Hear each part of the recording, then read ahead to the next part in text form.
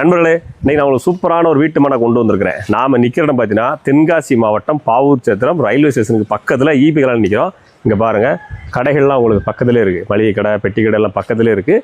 சுற்றிலும் வீடுகள் இருக்குது. இங்கே பாருங்கள், நம்ம நிற்கிற இடம் வந்து சிமெண்ட் ரோடு, 16 அடி ரோடு, 17 அடி ரோடு, நல்ல பெரிய ரோடாக சிமெண்ட் ரோடு பாருங்க, ஃபுல்லாக வீடு.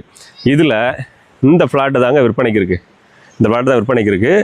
வாங்க உங்களுக்கு ஃப்ளாட்டுக்குள்ளே இறங்கி காமிச்சிட்றேன். இங்கே என்னென்ன வசதிகள்லாம் இருக்குன்னு பாருங்கள். இதில் 2 பிளாட்டாக இருக்குங்க. அதாவது வாங்க, நான் சொன்ன அந்த வீட்டு மனைக்கு வரக்கூடிய வழிபாதை பாருங்கள். சிமெண்ட் ரோடு என்னமா, அந்த சிமெண்ட் ரோட்டில் அப்படியே இங்கே வரைக்கும் ஜாயிண்ட் ஆயிருதுங்க. பாருங்க, இது வரைக்குமே அப்படி 16 அடியாக இதில் வந்து ஜாயிண்ட் ஆயிரும். நேர் ரோடு இங்கே வந்துடுது.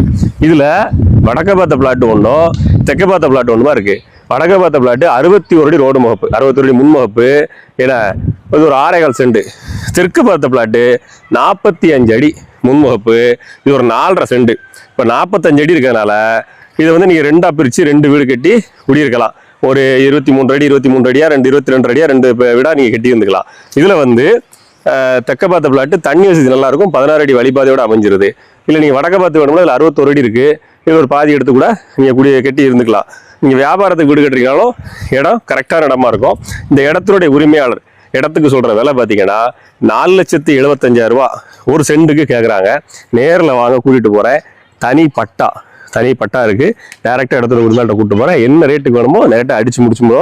தெற்க பார்த்த பிளாட்டை 2ஆக பிரிச்சிங்கன்னா ஒரு 25 லட்ச ரூபா பட்ஜெட், 23 லட்ச ரூபா பட்ஜெட்டில் வீடும் கட்டிக்கலாம். இந்த பட்ஜெட்டில் வீடு வேணும்னு நினைக்கிறவங்க கூட கான்டாக்ட் பண்ணுங்கள். உங்களுக்கு இதில் கட்டி கொடுக்குறதுக்கு நம்ம தயாராக இருக்கோம்.